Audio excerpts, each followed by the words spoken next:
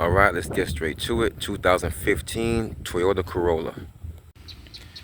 So the first thing you're gonna want to do is remove this cover right here so you can access the part.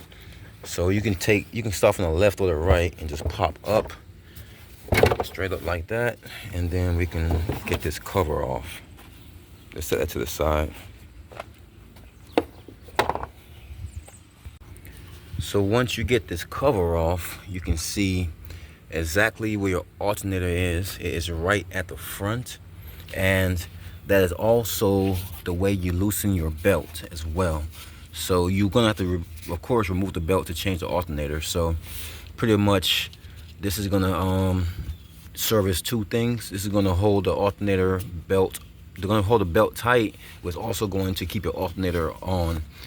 So there's two bolts to actually remove the alternator itself, and there's this bolt here that holds that bracket, that tightening bracket, once you remove the belt.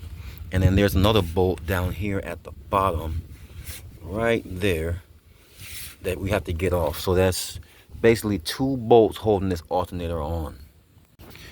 There's a small bolt here on the outside that just holds this wire in place. So you're gonna have to remove that in order to get that wire off. And then of course you have your hot wire here. This is the reason why we needed to undo the battery. So you get this off, and then there should be a small bolt, maybe a 13mm to remove down there. And then of course this is your plug. So you remove that harness. But the main thing, of course, is the two bolts and the belt to remove this. To remove the belt, you have this bolt right here. That's a 13mm. Basically, you have to break that bolt loose. Don't remove it all the way. Just break it loose so that this thing can slide back and forth. And once that's broken loose, you can turn this bolt here. If you turn this bolt clockwise, then it will bring this alternator more inside, and counterclockwise will bring the alternator more back. Bringing it inside loosens the belt. Bringing it back is what's going to tighten the belt. So right now we just want to loosen the belt, but before you do all of that, we're going to want to mark it. So I'm going to mark it in a couple of places, right? So I'm going to mark the bolt so I can know where to stop. Once I'm tuned in, I can know exactly where to stop. And I'm going to mark up here so I can know. So this is going to be the first thing I'm going to utilize, is this mark here. Once I'm tightening everything up, I'm going to utilize this mark to make sure that everything gets lined back up to here.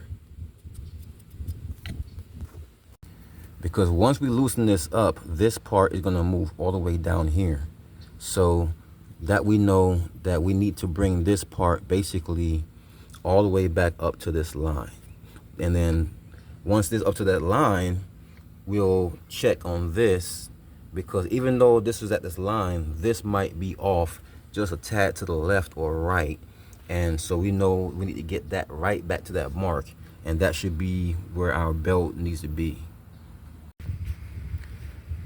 So once you are able to get this counterclockwise and clockwise, and have this all the way up front, and you get that belt off, then you put the new belt on. And once everything is ready to go, and just make sure you run the belt the same exact way as you got the old belt off. You may have to go underneath, and just to help put everything together as far as putting the belts on all the pulleys. I wouldn't have to. My arms are long enough and I can see. But if you can't do it that way, you might have to go from underneath. But everything you should need to do is on top right here. Very easy for this belt. And of course, everything else going back is going to be the same thing backwards. You're going to want to put your harness back on, your hot wire, this bolt back to hold this plug so it doesn't flop around and hit the belt. And of course your two bolts, your bolt here, your bolt down there. And once you get your belt on, of course, tighten everything back on. But that's pretty much it.